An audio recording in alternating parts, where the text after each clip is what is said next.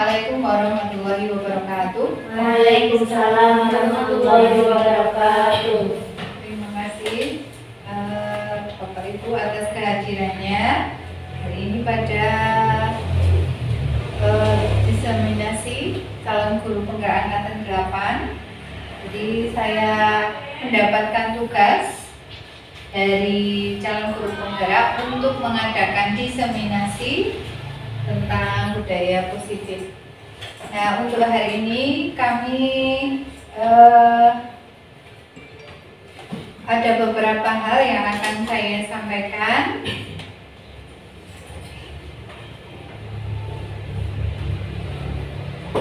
Ya, setelah kita kembali ke sekolah, kita akan lebih bersemangat kembali setelah mengikuti ajaran baru. Jadi semangat baru. Yang akan kita bahas kali ini adalah yang pertama adalah tentang perubahan paradigma belajar, disiplin positif, motivasi perilaku manusia, kebutuhan dasar, posisi kontrol restitusi, keyakinan kelas dan segitiga restitusi. Mungkin ini masih asing ya Bapak Ibu, tapi nanti lama-lama kita juga akan sering berkomunikasi atau melakukan hal-hal ini. Jadi kita akan nanti lama-lama akan familiar dengan istilah-istilah ini. Yang pertama mulai dari perubahan paradigma belajar. Jadi paradigma itu apa? Paradigma itu kira-kira apa ya? Parameter. Pemahaman. Undang-undang. Pemahaman. Apa Pak Pur? Dikri undang-undang. Undang-undang. Kenaikan? Tangga. Tangga. Bisa tingkatan ya. Ya bisa jadi ya paradigma itu bisa perubahan atau pemahaman atau cara berpikir tentang belajar. Untuk kurikulum Merdeka, dan ini kita sampaikan atau kita pelajari di calon guru penggerak, bahwa pembelajaran itu dirancang berdasarkan prinsip pembelajaran yang berpihak pada murid. Jadi semuanya didasarkan atau kita lihat pada murid. Nah, semuanya pembelajaran itu kita lihat dari sisi apa sudut pandang murid. Kemudian juga berdiferensiasi. Siapa yang sudah paham berdiferensiasi? Mungkin dari different aja, different bahasa Inggris. Perbedaan. Iya, berbeda-beda. Itu maksudnya adalah murid. Ya, jadi murid kita kan sebenarnya unik ya, unik karena mereka punya karakteristik masing-masing. Jadi tidak sama satu murid satu dengan murid yang lain. Kita punya 28 murid ya, punya 28 karakteristik siswa. Nah ini perlu kita lakukan diferensiasi sehingga setiap murid akan belajar sesuai dengan kebutuhannya. Jadi setiap murid yang unik ini mempunyai kebutuhan atau kemampuan kompetensi yang berbeda-beda, sehingga bagaimana kalau berbeda-beda kita harus menyesuaikan juga dengan kebutuhan masing-masing murid. Jadi tidak bisa disamakan ya Bapak Ibu. Ketika kita mengajar A, kita harus atau kita menginginkan yang B juga sama hasilnya, nilainya. Nah itu tidak bisa karena mereka mempunyai keberagaman, perbedaan sendiri-sendiri, kebutuhannya juga sendiri-sendiri. Selanjutnya, nah ini menurut Ki Hajar Dewantoro ya, pendidikan adalah tempat persemaian benih-benih kebudayaan dalam masyarakat. Nah ini ada beberapa yang kami pelajari paradigma yang berubah itu. Yang pertama adalah guru adalah petani dan anak itu bagaikan tanaman jagung atau padi. Jadi kira-kira bagaimana? Kalau kita guru adalah sebagai petani dan anaknya menjadi ibaratnya sebagai jagung atau padi. Berarti kira-kira tugasnya seorang petani apa? Mempersiapkan. Iya, merawat, mempersiapkan, kemudian memberi Semangat. ya, memberi semangat, motivasi. Nah, berarti ketika anak itu sebagai tanaman jagung atau padi, kita tidak bisa menyamakan satu anak itu dia padi semua atau jagung semua, karena bisa jadi satu anak ini adalah jagung tapi kita memberikan treatment atau kita menginginkan anaknya menjadi padi. Jadi masing-masing kembali seperti tadi bahwa anak-anak itu mempunyai masing-masing karakteristik. Nah, kemudian yang kedua itu anak diberi kebebasan, namun sebagai pendidik itu berperan sebagai pamong.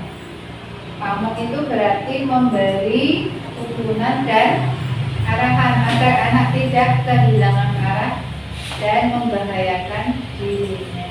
Jadi kalau Ki Hajar Dewantara itu menganggap kita guru itu menuntun murid. Berarti kira-kira menuntun gimana ya? Coba Pak Pur, gimana kalau menuntun itu ya? Gandeng. Penggandeng, ya. Misalnya menit ya, menit dituntun. Kalau mau lari ke sana gimana Pak Pur? Lari ke jalan raya? Gandeng. Oh, digandeng. Dicegah, diarahkan ya. Itu salah satunya menuntun dari anak-anak kita sebagai pamong gitu ya. Jadi kita tidak bisa kita gendong terus itu enggak, atau kita ikat terus di rumah enggak, tapi kita membebaskan. Tapi ini anak mau kemana, ini anaknya mau kemana, anak-anaknya ini jangan sampai ketika kita bebaskan tapi kehilangan arah atau yang berbahaya. Nah itu kita mengarahkan. Kemudian yang ketiga adalah pendidikan anak sesuai dengan kodrat alam dan kodrat zamannya. Jadi kodrat alamnya anak-anak itu juga harus ada. Jadi anak itu tumbuh sesuai kodrat alam dan kodrat zaman. Kodrat alam itu maksudnya sesuai dengan alamnya anak-anak, kemudian juga zaman. Kodrat zaman. Kira-kira maksudnya gimana ya? Jadi anak-anak itu sesuai dengan kodrat zamannya. Kita digital. Iya betul, Bu Poni. Jadi zaman anak-anak itu sudah berubah ketika mereka besar. Nanti ya kita tidak bisa mempersiapkan atau mengajarkan sekarang itu seperti ini terus, enggak. Tapi besok zamannya akan berbeda sesuai dengan anak-anak itu. Nah itu yang disebut kodrat zaman. Nah itu beberapa hal. Selanjutnya disiplin positif. Disiplin itu artinya apa? Kemarin sudah kita bahas. Kira-kira apa Pak Haris disiplin? Disiplin itu kalau saya mengartikan itu tepat dalam segala galanya. Disiplin waktu dan sebagainya itu merupakan nafas kita. Kalau bisa itu dengan anak didik kita juga disiplin seperti itu. Gambaran saya seperti itu. Ya, tepuk tangan Pak Haris. Ya, betul ya, sepakat ya Pak. Jadi kalau di sini ada disiplin itu ada sesuatu yang dilakukan seseorang pada orang lain untuk mendapatkan kepatuhan. Jadi itu disiplin. Nah, apa kalau disiplin positif itu apa? Kalau disiplin tadi supaya patuh. Kalau diberi disiplin positif, kira-kira apa ya? Disiplin yang baik. Disiplin yang baik. Ya. Hampir mendekati. Yang membentuk pribadi yang baik. Ya, membentuk pribadi yang baik. Tuh, jadi di sini memang disiplin positif itu adalah pendekatan untuk mendidik murid yang bertujuan untuk membentuk kontrol diri dan meningkatkan kepercayaan diri sehingga mereka bisa berperilaku dengan berpedoman kepada nilai-nilai kebajikan universal. Jadi disiplin yang membentuk kontrol diri. Jadi disiplin yang muncul dari anak itu sendiri. Dia mengontrol dari dirinya sendiri. Jadi tidak muncul dari luar, dari eksternal saja. Atau misalnya kalau kita ya dari gurunya. Kalau tidak ada gurunya, dia tidak disiplin. Nah itu yang kita inginkan adalah disiplin positif. Berarti disiplin yang muncul dari dalam dirinya sehingga dia bisa mengontrol diri, sehingga dia percaya diri dan disiplin tanpa ada orang lain, tanpa ada guru, dia sudah disiplin dari internalnya gitu ya. Kemudian nilai-nilai universal, apa ini maksudnya? Nilai-nilai universal contohnya apa? Nilai-nilai universal itu adalah sifat positif manusia yang merupakan tujuan mulia yang ingin dicapai oleh setiap individu. Jadi setiap orang itu mempunyai tujuan masing-masing atau kebajikan yang sama. Yang kita pandang itu semua sama. Seluruh manusia itu memandang, oh kejujuran itu bagus, oh kita harus jujur. Nah itu salah satu universal, kebajikan universal. Lanjut.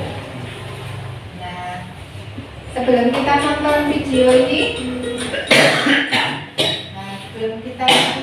di pause dulu. Kita tepuk semangat dulu ya. Ya, Bu. Oke, bisa berdiri dulu. Ya, Bu.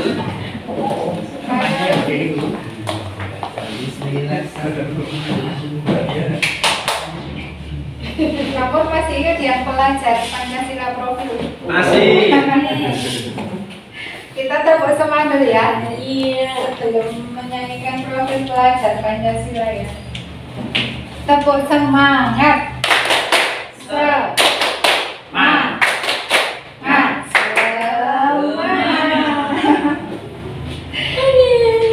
Sekarang profil pelajar Pancasila masih ingat toh?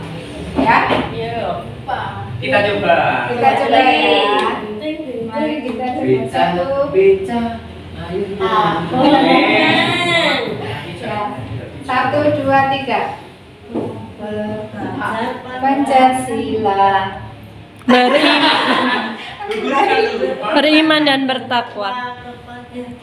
Belajar Pancasila, beriman dan bertakwa pada Tuhan Yang Esa Dan berakhlak mulia, berkebinekaan global, gotong royong mandiri, kreatif dan bernalar kritis.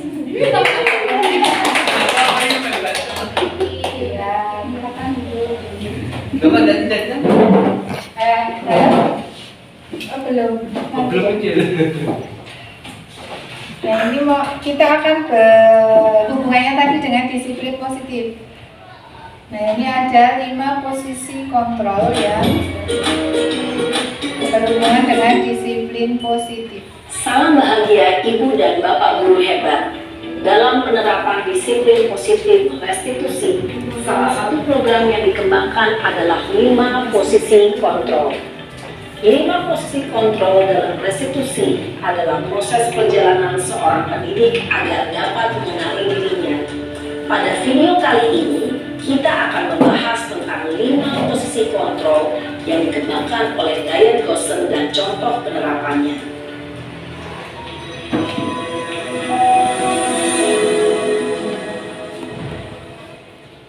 Lima posisi kontrol itu adalah 1. Posisi penghukum, 2. Posisi pembuat rasa bersalah, 3. Posisi teman, 4. Posisi pemantau atau monitor, dan 5. Posisi manajer. Untuk lebih memahami kelima posisi tersebut, mari kita saksikan kasus Naren yang terlambat hadir 20 menit di sekolah dan melihat bagaimana kelima posisi kontrol dalam menghadapi masalah tersebut.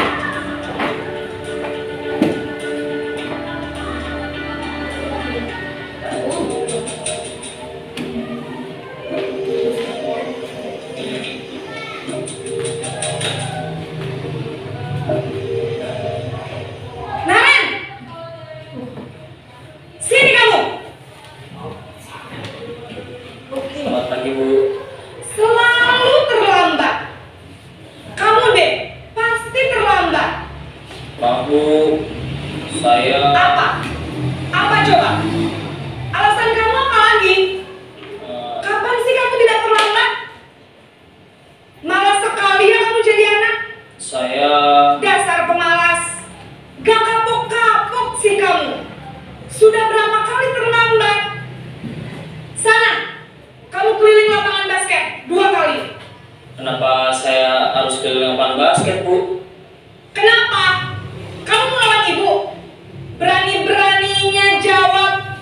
Sudah terlambat, masih berani jawab pula. Sekarang, keliling lapangan basket 5 kali sekalian. Biar kapok. Cepat. Pergi sana ke lapangan basket. Jalan malah Ibu. Posisi penghukum biasanya berbicara dengan nada tinggi, menghardik, menunjuk-nunjuk, menyakiti, dan menyindir. Hukuman bisa berupa fisik maupun psikis. Ibu dan Bapak guru hebat.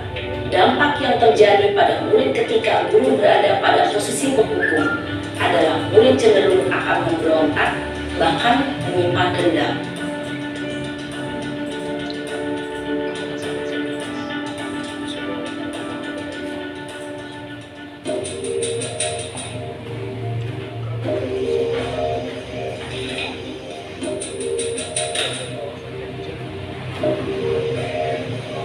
Naren! Kayak sounding nih. Selamat pagi, Bu. Naren. Kamu kenapa terlambat lagi, nak? Ya Tuhan, Naren. Kamu senang ya bikin ibu susah ya? Kalau kamu terlambat lagi, nanti ibu yang ditegur bapak kepala sekolah, nak. Disangka ibu tidak bisa membina kamu. Duh, gimana ini? Maaf, Bu. Duh, Gusti Naren. Kamu suka ya kalau ibu ditegur bapak kepala sekolah? Terus, sekarang ibu harus tulis apa ini di buku absen? Ini kamu sudah sering terlambat loh. Ibu harus apa coba? Maaf, Bu. Maaf sekali. Ya sudah, lain kali jangan bikin ibu susah lagi ya nak ya. Ibu tidak akan kuat lagi kalau kamu begini terus. Bisa jantungan kalau ibu tegur bapak kepala sekolah. Sana cepat ke kelas. Maaf ya, Bu. Maaf sekali. Posisi pembuat rasa bersalah berbicara dengan nada tenang, cenderung lembut. Namun kata-kata yang diutarakan membuat murid merasa menjadi orang yang gagal, memandang buruk dirinya sendiri, merasa tidak berharga, dan tidak sanggup membahagiakan orang lain. Ketika guru mengambil posisi pembuat rasa bersalah, murid akan menganggap dirinya yang bersalah dan ia akan menyimpan emosi negatif tersebut di dalam dirinya.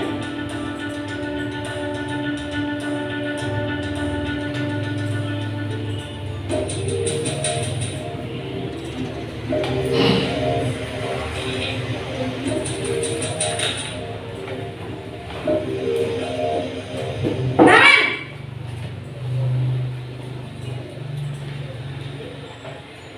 Selamat pagi, Bu. Wah, sudah jam berapa ini nak? Terlambat lagi ya sayang. Iya, Bu. Habis ibu saya lupa membangunkan saya, Bu. Kamu malah menyalahkan ibu kamu. Kamu bukannya anak yang larinya paling kencang. Kok terlambat sih? Iya Bu, saya memang terlambat bangun tadi. Jadi biarpun saya lari kencang, tetap gak kekejar Bu.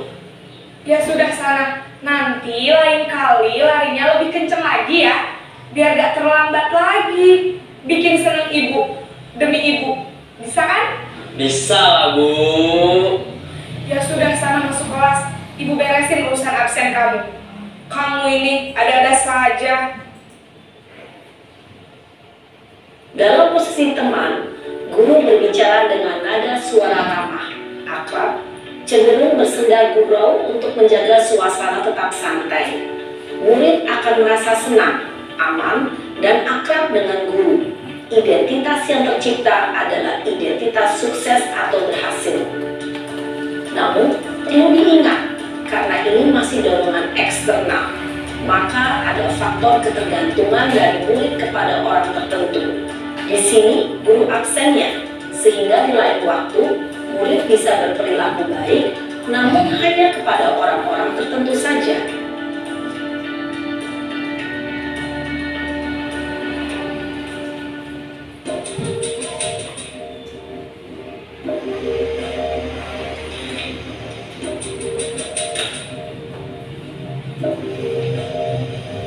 Naren!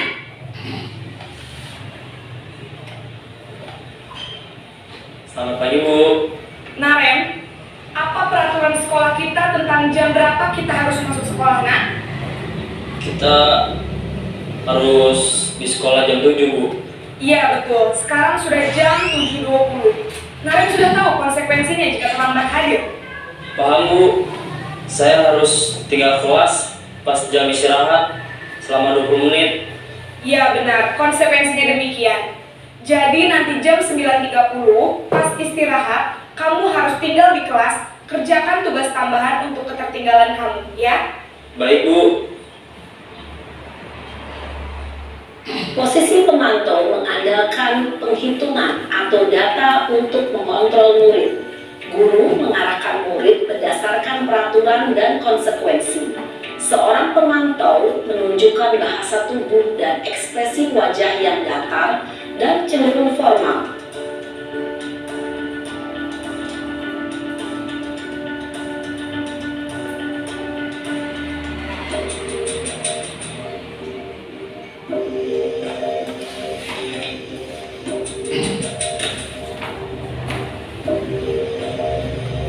Naren!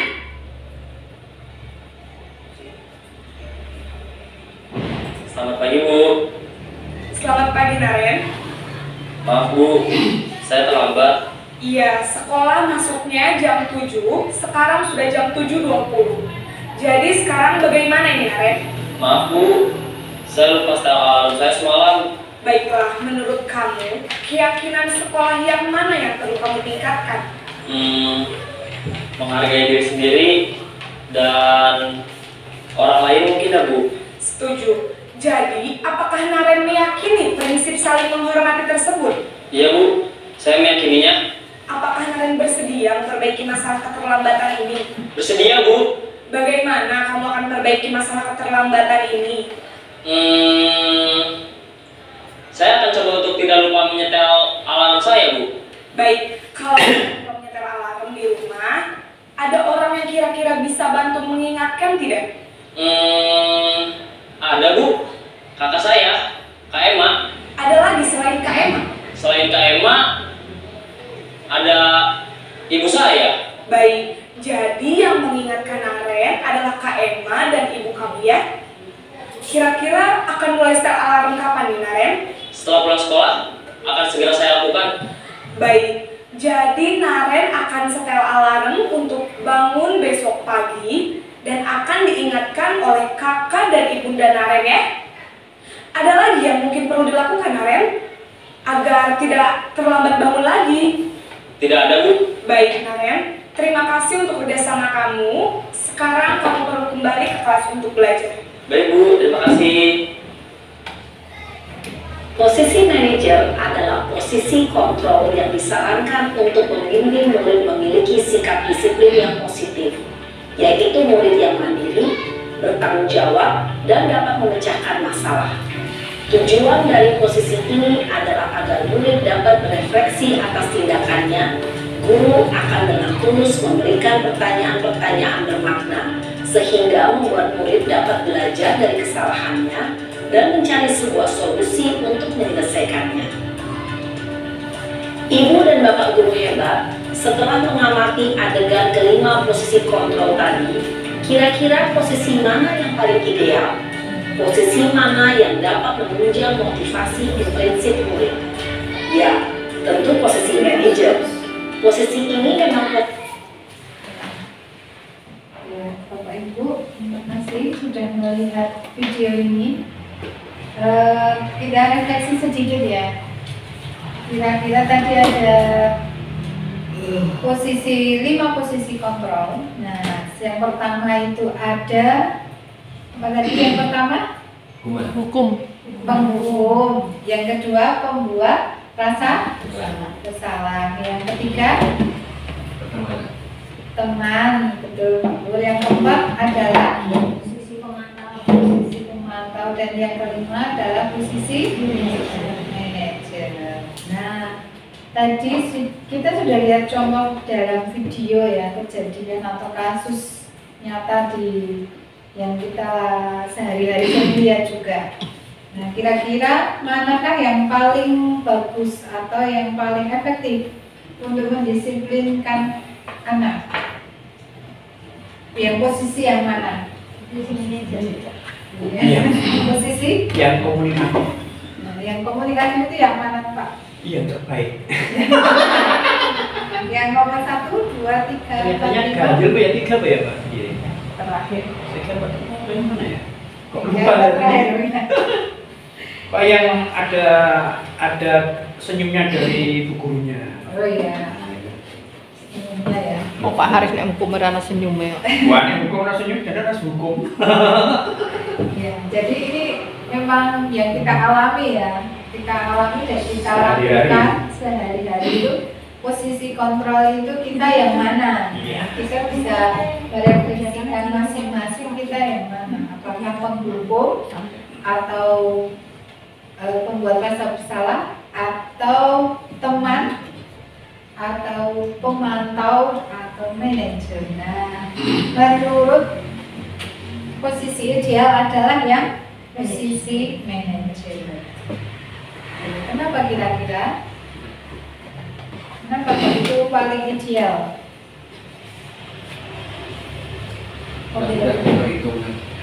Sudah diperhitungkan. Matematika apa? Perhitungan untung dan ruginya. Sudah di manage. Ya, sudah di manage. Berarti bagaimana? Sudah di Memanage siapa? ukur kontrol ini. Iya, memanage waktu, memanage murid. Ya. Jadi guru bisa memanage murid atau mengembalikan. Tadi kan guru mengembalikan. Kamu bagaimana? Menurut kamu bagaimana? Apa yang kamu lakukan supaya tidak terlambat? Nah, itu. Jadi salah satu dari disiplin positif. Lanjut Mbak. Kita lanjutkan ya. Lanjut lagi, ini tadi sudah terdapat dalam video. Nah, sekarang kita kepada 5 kebutuhan dasar manusia. Ada 5. Ini sebagai manusia, yaitu kebutuhan bertahan hidup, kebutuhan kasih sayang dan rasa diterima, kebutuhan kekuasaan, kebutuhan kebebasan dan kebutuhan kesenangan. Jadi ini kebutuhan dasar manusia ya, termasuk juga anak-anak murid kita itu juga manusia yang mempunyai 5 kebutuhan dasar ini. Nah, kita bisa mengembangkan atau memasukkan kebutuhan mereka atau mengidentifikasi kebutuhan mereka. Ketika ada murid yang bermasalah atau ada yang ketika belajar ada kekurangan, nah kita bisa mengetahui kebutuhan dasar apa yang mereka butuhkan. Misalnya ada siswa, kalau di kelas saya ada siswa yang diam saja, diam saja, angkat tidak ada suaranya. Nah, kira-kira kebutuhan apa yang dia butuhkan? Kalau anaknya diam saja, bahkan teman-temannya itu menjauhi dia, dia tidak mau mengajak main, ngajak ngobrol, jajar aja nggak mau. Kira-kira apa yang dibutuhkan anak tersebut? Jadi intinya kan Kebutuhan apa? Kasih sayang, Kasih sayang, kasih sayang dan perhatian. rasa diterima. Sudah bisa kita Ya, ketika kita sudah mengetahui kebutuhan anak ini, maka kita bisa melakukan atau mencari solusi masalah Nanti orang nyaman. yang bisa kita pecahkan. Panti kan kudunya Oh, berarti kalau dia butuh kasih sayang dan rasa terima, berarti kita memberi kasih sayang, kita memotivasi teman-temannya supaya memberikan perhatian. orang juga. Kalau saya sering mengadakan bisa kerja kelompok, jadi supaya anak tersebut juga bersosialisasi dengan temannya. Sering saya tanya, sering saya sapa, walaupun dia belum menjawab, tapi sudah menunggu bilang gitu ya. harus Kemajuan. kudu bukan Ya, termasuk juga kebutuhan kesenangan. Anak-anak itu masih butuh senang buatan masih senang bermain. Bahkan kita yang dewasa saja juga senang ya kalau diajak bermain ya. Nah itu anak-anak juga masih butuh kesenangan, masih senang-senang gitu. Jadi nanti Mbak Merdeka. merdeka. Nah kemudian kita keyakinan kelas. Keyakinan kelas itu hampir sama dengan peraturan kelas, tapi ini bedanya disepakati oleh anak-anak dan guru. Jadi guru dan anak membuat kesepakatan yang kemudian dijadikan keyakinan bersama, dan itu seperti tadi adalah seperti tadi ya, terlambat tadi menghargai diri sendiri dan sebagainya. Nah itu diputuskan bersama. Jadi tidak, kalau peraturan kan selama ini hanya dari satu arah dari guru saja. Kalau keyakinan kelas itu membuat kesepakatan antara guru dan murid. Ayo coba kita tepuk-tepuk. Tepuk satu, tepuk dua, tepuk tiga. Kalau saya punya tepuk 5, tepuk 1 sampai 5, tapi cuma bedanya tempatnya. Tepuk 1, tepuk 2, kanan kiri, tepuk 3, kanan kiri atas. Nyawanya banyak. Tepuk 4, 2 kanan, 2 kiri atas. Ini 5. Yang 4 2 kanan, 1 kiri. Kita coba ya. Tepuk 1, tepuk 2, tepuk 3, tepuk 4, tepuk 5, 2 kali tepuk 5.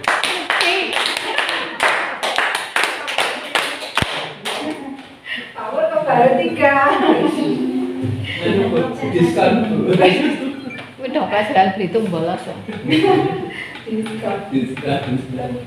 Pokoknya Saya diskon. Ya. Lanjut ya, posisi kontrol guru. Nah, ini tadi sudah kita jelaskan. Budaya positif juga diwujudkan dengan memiliki posisi kontrol terbaik sebagai guru dalam merespon tindakan indisipliner murid. Yaitu terbagi 5 tadi ya: penghukum, pembuat merasa bersalah, teman, pemantau, dan manajer. Oke, lanjutnya. Nah, ini segitiga restitusi. Nah, ini segitiga restitusi itu apa? Segitiga yang di situ ada konsep segitiga, ada 3 tahapan ketika guru berperan menyelesaikan masalah dengan siswa. Ada siswa yang bermasalah, kemudian guru menyelesaikan dengan segitiga restitusi. Jadi karena tadi posisi yang paling bagus adalah posisi manajer ya. Jadi guru mengatur atau membimbing murid murid agar bisa mengatur dirinya menjadi pribadi dan karakter yang lebih kuat. Jadi guru tidak hanya asal ketika menyelesaikan kasus dengan siswa, tapi juga menyelesaikan dengan segitiga restitusi ini dengan konsep disiplin identitas sukses yang diterapkan melalui restitusi. Yang pertama adalah menstabilkan identitas, validasi tindakan yang salah, dan menanyakan keyakinan. Lanjut. Nah, ini segitiga restitusi ya, ini saling berkaitan. Segitiga restitusi itu adalah proses menciptakan kondisi bagi murid untuk memperbaiki kesalahan mereka, sehingga mereka kembali pada kelompok mereka dengan karakter yang lebih kuat. Nah, yang pertama, menstabilkan identitas. Ini agar kembali murid menjadi reflektif atau dia bisa merefleksi dirinya sendiri. Maka harus meyakinkan anak, kita harus bisa meyakinkan anak dengan cara, jadi ada kalimat-kalimatnya ya. Misalnya ketika anak kita panggil, nah yang kita katakan dalam menstabilkan identitas itu adalah, nah berbuat salah itu nggak apa-apa. Jadi anak tidak merasa takut, tidak ada manusia yang sempurna. Saya juga pernah melakukan kesalahan seperti itu. Misalnya, Bu Uci juga pernah melakukan kesalahan itu kok, nak, nggak apa-apa. Jadi itu membuat anak lebih kooperatif atau lebih tenang, nyaman, tidak merasa terintimidasi. Bapak Ibu tidak mencari siapa yang salah, tapi ingin mencari solusi dari permasalahan ini. Nah, yang kedua adalah memvalidasi kesalahan. Jadi setiap tindakan kita dilakukan dengan suatu tujuan, yaitu memenuhi kebutuhan dasar. Kalau kita memahami kebutuhan dasar yang tadi 5 tadi, maka kita bisa menemukan cara yang paling efektif. Jadi kalau di sini kita sadarkan, memvalidasi kesalahan itu kita sadarkan anak itu punya kesalahan. Yang pertama misalnya yang diucapkan guru, kamu pasti punya alasan mengapa melakukan hal itu. Kamu patut bangga pada dirimu sendiri karena kamu telah melindungi sesuatu yang penting buat kamu. Nah, itu ya. Terus yang ketiga, ini adalah menanyakan keyakinan kelas. Jadi setelah langkah 1 dan 2 tadi, langkah pertama yaitu menstabilkan identitas, yang kedua memvalidasi kesalahan, maka yang ketiga kita perlu menanyakan keyakinan kelas. Misalnya tadi yang sudah disepakati, kamu masih ingat keyakinan kelas apa? Apa yang kita percaya sebagai kelas atau keluarga? Apa nilai-nilai yang telah kita sepakati atau keyakinan apa yang telah kita sepakati bersama? Kalau kamu belajarnya tidak sungguh-sungguh, keyakinannya kelas apa? Seperti itu. Nah, sudah ya, Bapak Ibu coba bisa memilih gambar apa yang Bapak Ibu rasakan sekarang. Menyatakan terus ngaku masuk gawe kita tentang Ya kan? Nah, atas setiap atau marah Pak Bu? Karena apa Pak Bu? Ya aku suka tanya marah kepada kelasnya. Belum masih tidak sambutannya kamu mana?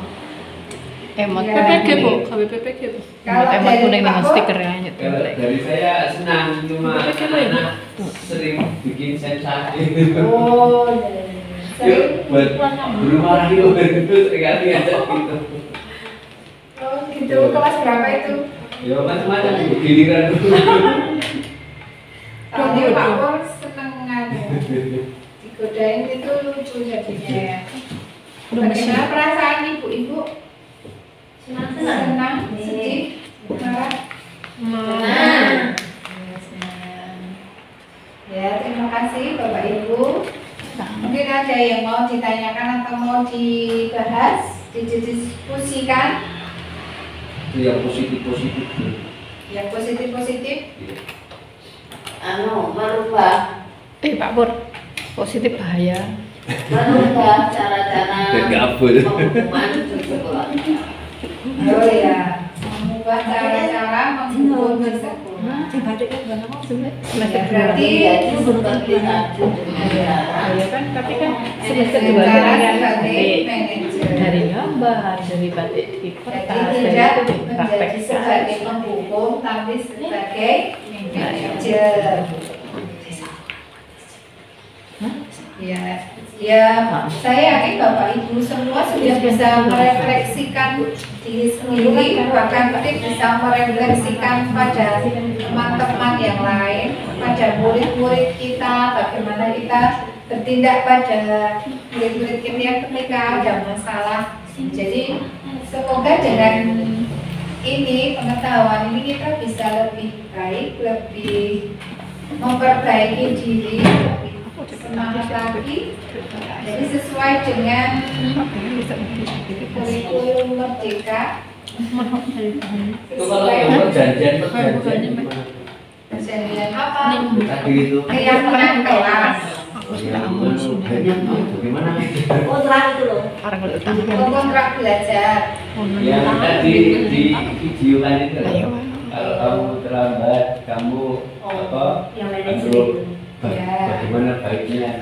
Iya. Kalau tidak bawa buku, kamu digabung di luar itu loh. Iya. Kamu nggak ngerjakan PR di luar tuh perjanjian apa itu? Itu berarti yang mana Pak Pur? Menurut Pak Pur yang mana? Kesepakatan yang mana itu? Ya menurut Pak Pur yang mana? Tadi kan ada penghukum. Ya, Penghukum bukan. itu Itu mana yang menghukum bukan? yang tidak menghukum Bu, misalnya. Nah, berarti bukan menghukum. Terus membuat rasa bersalah bukan. Nah, itu termasuk apa? Dicari yang bagus-bagus atau situasional. Ketika ada lima kriteria yang tadi disampaikan, Ya, lima kita itu mengambil salah satunya itu apa kita mengambil mana yang diterangkan di situ yang terbaik gitu. Soalnya yang diterangkan di situ apa yang terbaik, saya sendiri tidak kayak dengan santainya kayak gitu misalnya tadi yang diterangkan yang paling bagus yang manajerial apa tadi itu. Iya. Tapi saya cenderung pada yang nomor 3 misalnya. biasanya kan orang Istilahnya itu anak di Psikolog Islam. istilahnya dalam tapi dia tahu salahnya gitu. Ya. penunduk kali Itu menurut yang sebenarnya yang Kalau menurut yang paling ideal tadi adalah posisi manajer. Iya. Jadi posisi manajer itu kita tidak hanya memberi atau menyadarkan, tapi anak juga tapi memang mempunyai pendapat anak. Jadi anak muncul dari dirinya sendiri. Oke, kalau teman tadi, yang teman itu cenderung memang kita seperti teman akrab, lebih terbuka, nyaman. Bisa, boleh. Karena itu posisi kontrol itu ada 5 itu. Cuma yang memang ideal adalah manajer. aku ini dalam Nah, ketika kita dihadapkan pada situasional kondisi yang berbeda-beda, nah kita biasanya lebih dites cenderung yang mana? Kalau bisa memang manajerial, tapi memang itu butuh usaha karena saya sendiri juga masih belajar baru ilmu yang baru. Tapi memang ini sudah ada memang ada guru yang seperti itu, memang sudah ada, memang sudah pernah melakukan, cuma dia tidak sadar kalau dia manajerial gitu. Ada yang dia sendiri sudah melakukan sebagai teman tapi dia tidak sadar. Coba jadi memang idealnya yang bisa membangkitkan atau mengarahkan anak lebih sadar dari dirinya sendiri. anak juga bisa berpendapat gitu, bukan hanya satu arah tapi dua arah. Kan tadi apa yang kamu lakukan, sebaiknya apa yang kamu lakukan selanjutnya gitu kan. Anak juga, saya nanti mau menghidupkan alarm, nah itu boleh telat datang alarm. Ya jadi kan anak sendiri yang ngomong, anak sendiri yang muncul dari dirinya sendiri. Itu manajer itu seperti itu Pak Pur. Itu Sendiri. Jadi dirinya anak sendiri dari gitu ya? dirinya anak. Jadi kita yang memunculkan dari diri anak, bukan kita yang memberi tahu, menasehati, bukan. Nah itu belum manajer. Kalau kita masih menasehati, Manajer berarti itu ya? belum. Kalau manajer sudah memunculkan. Jadi kita kan seperti fasilitator, Mengarahkan. memunculkan, bahkan menyadarkan anak gitu. Jadi anak itu ben sadar sendiri. Kita piye cara lele mereka yang membimbing ngomong kita itu bagaimana. Nah itu memang butuh belajar, bukan hal yang mudah. Butuh intonasi ya Bu ya. Butuh intonasi, butuh kata-kata yang bagus, dan itu perlu Positif. pembiasaan, positif. Ngoten. Siapa mau ada yang memberi tanggapan? Sudah. Kita praktek langsung saja di sini. Kalau sudah tidak ada, saya tutup ya, Bapak Ibu semua. Tema. Ada yang mau bertanya? Betul, bercakap. Oke. Jadi kita refleksi hari ini.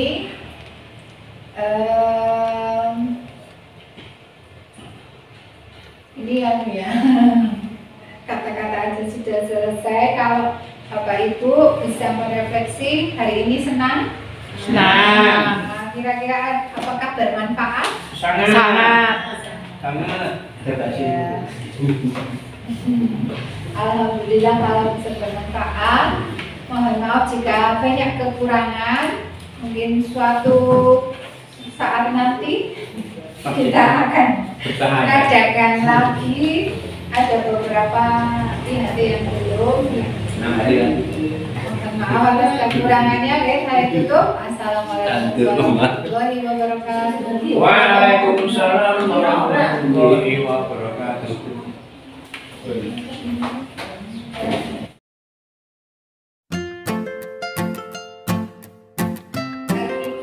Kertas, kita akan membuat keyakinan kuat atau kesepakatan kelas, ya. Seperti tadi sudah ada yang kita bahas bersama. Nanti kalian tulis satu-satu, setelah itu kita di depan.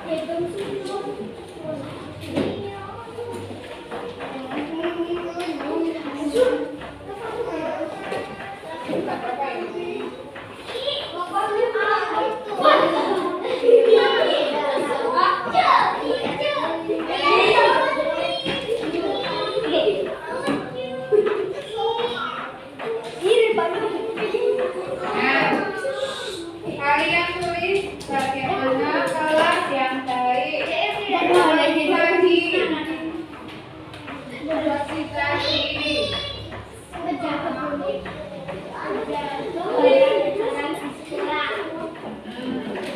silakan ditulis ya. Kamu ingin kelas yang seperti apa? Nah, silakan ditulis dulu.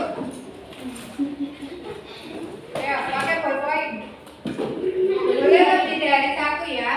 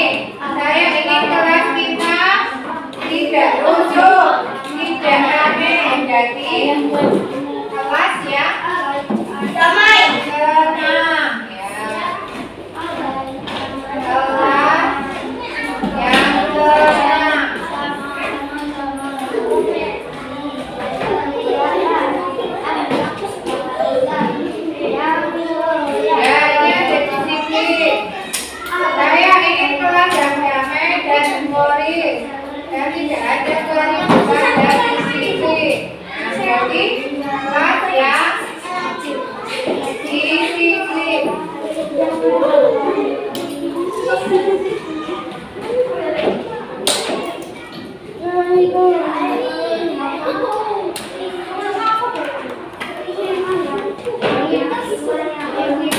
Ya, gimana? Kalau misalnya ada yang terlambat, bagaimana? Dihukum. Kalau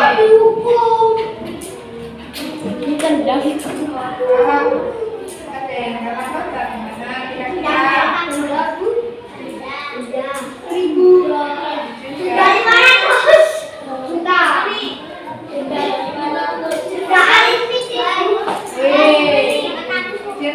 Siapa yang setuju didenda? Siapa yang setuju dinasehati? Siapa yang setuju dinasehati dan didenda? Siapa yang setuju dinasehati? Siapa yang setuju didenda? Ya, berarti dinasehati. Berarti kalau tidak ada, berarti harus datang. Datangnya bagaimana? Datangnya tepat waktu. Masuk kelas tepat waktu. Terus, kalau misalnya ada yang berkata tidak baik, jorok atau mengejek temannya, bagaimana?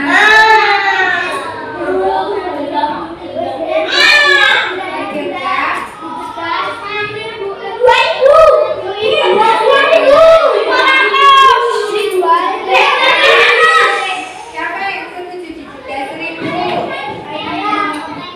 Siapa yang setuju didenda 2.000? Didenda 1.000. Ini kesepakatan kelas ya. Berarti semuanya setuju. Ya.